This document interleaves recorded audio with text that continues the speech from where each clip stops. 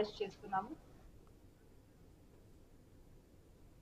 ఆరుగాలం పడ్డ కష్టాన్ని అకాల వర్షం నిండా ముంచింది. కళ్లాల్లోకి ధాన్యపు రాశులు రంగు మారిపోయాయి. కాకినాడ జిల్లాలో రైతు కన్నీరు పెడుతున్న పరిస్థితి. చేతికి వచ్చిన పంట నష్టపోయామని వాపోతున్నారు రైతులు. ఇక ప్రభుత్వం ఆదుకోకుంటే అప్పులు తీర్చలేని పరిస్థితి ఏర్పడుతుందని చెప్తున్నారు. మరింత సమాచారం మా ప్రతినిధి రాజేష్ అందిస్తారు. పేరుగాల్చిన ఉమ్మడి తూర్పు గోదావరి జిల్లాలో ఒక్కసారిగా కురిసిన కుండపోత వర్షానికి రైతాంగం అంతా పూర్తిగా నష్టపోయామని లబోదీపమని పరిస్థితి కనబడుతుంది. ప్రస్తుతం మనం కాకినాడ జిల్లా కాకినాడ రోడ్లో ఉన్నాము.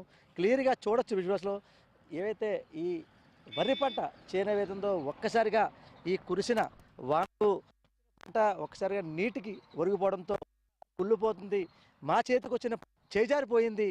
దీనివల్ల సుమారు ఒక ఎకరానికి పెట్టుబడి పెట్టిన 20 నుంచి 25,000 రూపాయలు మాకు పూర్తిగా నష్టం వాటిల్తుందని చెప్పి ఓ పక్క రైతాంగం అయితే జిల్లాలో కాకినాడ రూరల్, పిఠాపురం, పెద్దాపురం, తుని, ప్రత్తిపాడు ఇలా చుట్టుపక్కల నియోజకవర్గాలు ఏవైతే ఉన్నాయో దీంతోపాటు రామచంద్రపురం, ముమ్మిడివరం ఈ ఉమ్మడి తూర్పుగోదావరి జిల్లాలో ఉన్న ఒక్కసారిగా ఈ కుండపోత వర్షంతో కూడా పూర్తిగా చేతికొచ్చిన పంట మేము నష్టం వాటిల్లని చెప్పి ఓ పక్క రైతాంగం అయితే వాపోయే పరిస్థితి కనబడుతుంది.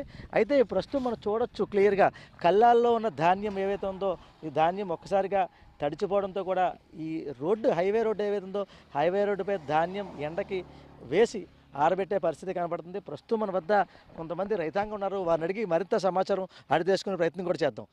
చెప్పండి, ఇప్పుడు మనం చూస్తున్నాం ఈ కళ్ళాల్లో ఉన్న ధాన్యం ఒకసారికి ఇది ఆరబెడుతున్నారు. అదే ఏంటి రంగు ఏమైనా మారిందా? రంగు మారిందండి. ఇప్పుడు మనకి ప్రస్తుతం ఏంటంటే సేలో కోసామండి, తెచ్చి పైకి బోతులకి వర్షాలు పడిపోయినాయి. వర్షాలు పడితే 2 రోజులు ఆగిపోయిందండి.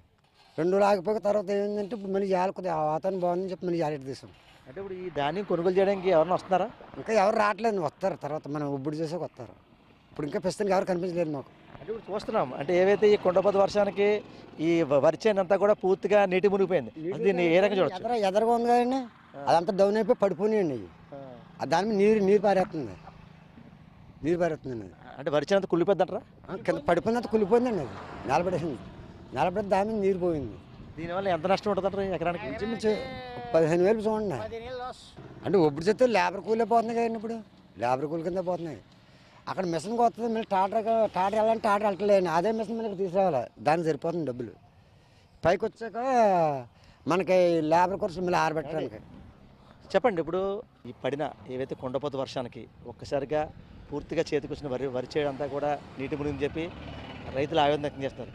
ఒక రైతుగా మీకు ఎలా అనిపిస్తుంది? మొత్తానికి 15 ఎకరాలు 15 ఏళ్ళు నష్టమా మాకు ఎకరానికి. 15 అంటే నీరు మునిగిపోయింది. అది ఒక 20 రోజులు పోతో నెల పోతో ఆ గింజలు కూడా మా చేతికి వచ్చేదాకా నమ్మకం లేదండి. మేము ఎందుకు దడబడి బాదుకుని పెడుతున్నాం కానీ మా చేలోకి వెళ్ళినా కూడా దోవలేదు. అనవసరంగా అన్నీ నాశనం అయిపోయి మేము ఎకరం 25,000 రూపాయలు పెట్టుబడి పెట్టాం. మేము ఏం చేయలేదు, మా తల కట్టమా లేకపోతే మేము సావమా, మేము పెట్టుబడి తీయమా, ఇంకా ఏమి అల్లో బల్లో చేడుతున్నారు. అంటే ఇప్పటికైనా కూటమి ప్రభుత్వం ఒక రైతుని ఏ రకంగా ఆదుకుంటే బాగుంటుంది మీరు అనుకుంటారు? ఏ రకంగా ఆదుకుంటే బాగుంటుందండి. వాళ్ళు ఏం చెప్తారు ఆదుకుంటాం. ఈ ప్రభుత్వం పూసుకుంటేనే మేము ఏదైనా చేయగలుగుతాం, లేకపోతే మా వల్ల కాదు. చేలు కూడా కొయ్యక్కర్లేదండి. చేలు కూడా అలా మేము వదిలేస్తాం కూడా. ఇంకా చేలుకి వెళ్ళి పని లేదు, రైతు మాత వచ్చి పని లేదు. మేము మా 10 ఎకరాలు 25,000 ఎట్టామో 20,000 ఎట్టామో అవన్నీ పోతాయి మాకు. మేము ఏం చేయాలి, తాగితే మందులు తాగాలి ఇంకంతే. మేము అప్పులు తీసలాగా ఉన్న మాట చెప్తాం కదండి. అంటే ఇప్పటికే చూస్తున్నాం అంటే చాలా దిక్కులన ఈ వరి చేనంతా పోయి పూర్తిగా రియల్ ఎస్టేట్ అంటే సైట్లు చేసేస్తున్నారు.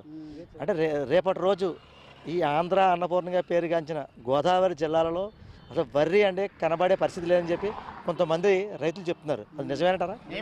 ఇవ్వండి సైడ్లో కప్పెడుతున్నారు. ఇప్పుడు నేనే ఊడ్చింది ఒక 20 ఎకరాలు కప్పెడుతున్నారు.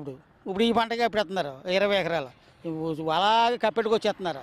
ఏం చేయం, ఇంకా అన్నీ కప్పెడుతున్నాం. మేమేం చేయం, ఆంధ్ర అంతా కప్పెడుతున్నారు. ఇంక ఏ చాలా మట్టి కప్పెడిపోతాయి ఈ సంవత్సరం. మా బతికి మా బతుకులు ఏం తెలుస్తుంది. ఈ వాన వచ్చి మమ్మల్ని నాశనం చేసి పారేసి.